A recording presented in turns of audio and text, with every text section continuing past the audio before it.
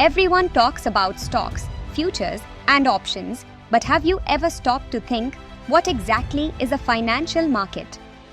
And more importantly, why does it matter so much to your money, especially here in a vibrant economy like India's? Stick around, because by the end of this video, you'll not only understand what these markets are, but you'll also get a clear picture of the main asset classes and how they all fit together in the grand scheme of finance. Hey everyone, and welcome back to the channel. I'm Aditi, and today we are demystifying one of the most fundamental concepts in personal finance and investing, the financial markets. Think of a financial market simply as a place, or more accurately, a system where buyers and sellers come together to trade various financial assets. Just like a vegetable market connects farmers with consumers, financial markets connect those who have capital with those who need it.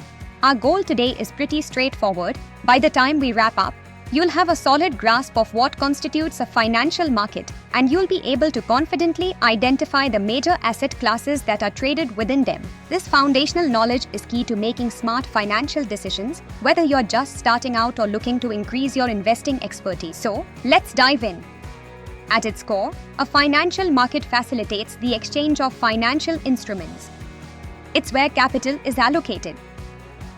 We broadly categorize financial markets based on the type of asset traded. Equity markets, where company shares are bought and sold. Think of owning a piece of a company. Debt markets, here, bonds and other fixed income instruments are traded. This is essentially lending money. Derivative markets, these deal in instruments whose value is derived from an underlying asset, like futures and options. Commodity markets, where raw materials like gold, oil, or agricultural products are traded. Forex markets, the global marketplace for exchanging currencies. If you've ever traveled abroad and exchanged rupees for dollars, you've touched the forex market. Each of these markets plays a crucial role in the global financial ecosystem, connecting different participants with different needs. Now, let's break down the main asset classes you'll encounter.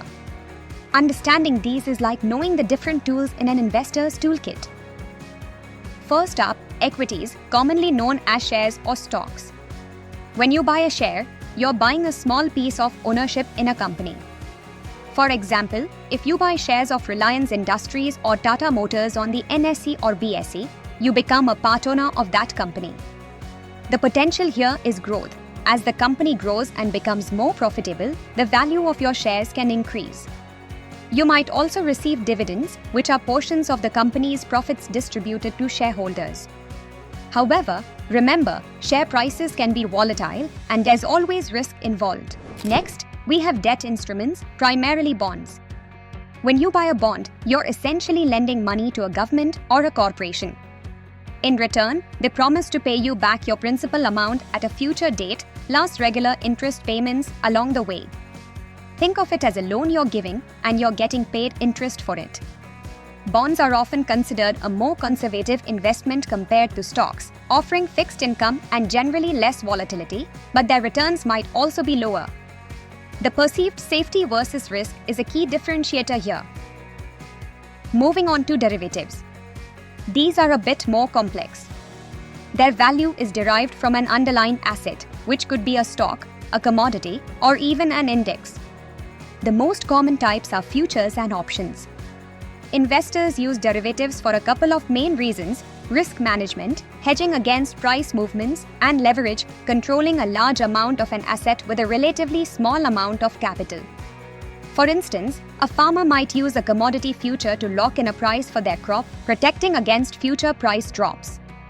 While powerful, derivatives also carry higher risk due to their complexity and leverage. Then there are commodities. These are raw materials or primary agricultural products. We are talking about things like gold, silver, crude oil, natural gas, and agricultural products like wheat or coffee.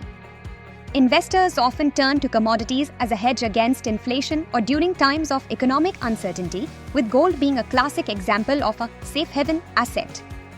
Their prices are driven by supply and demand dynamics, global events, and economic cycles.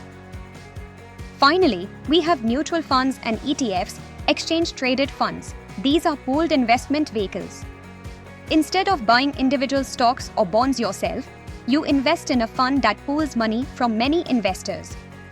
A professional fund manager then uses this collective money to buy a diversified portfolio of assets according to the fund's objective. Mutual funds are typically bought and sold at the end of the trading day based on their net asset value, NAV. ETFs trade like stocks on an exchange throughout the day.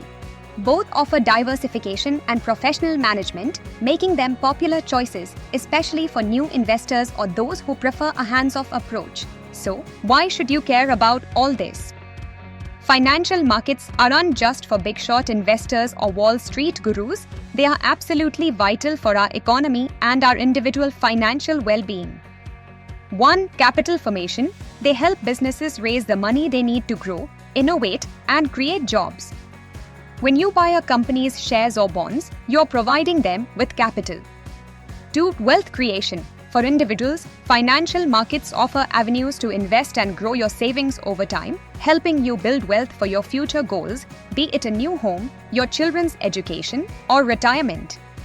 3. Liquidity. They provide a marketplace where assets can be easily bought and sold, giving investors the flexibility to access their money when needed.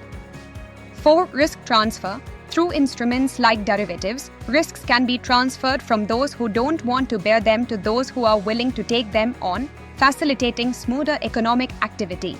Alright, let's quickly recap what we've learned today in 3 key takeaways. Financial markets are essential systems where various assets are traded, connecting capital providers with capital seekers.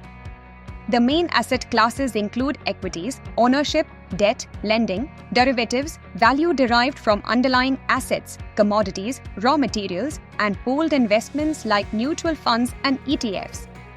These markets are crucial for capital formation, wealth creation, providing liquidity, and enabling risk transfer across the economy. This is just the tip of the iceberg, a foundational understanding. Next week, we are going to pull back the curtain and explore how stock exchanges like the NSE and BSE actually work right here in India. You won't want to miss that. If you found this video helpful, please hit that like button and subscribe to the channel for more insights into the world of finance. And I'm really curious, which asset class do you want me to deep dive into first in a future video? Let me know in the comments below. Thanks for watching, and I'll see you in the next one.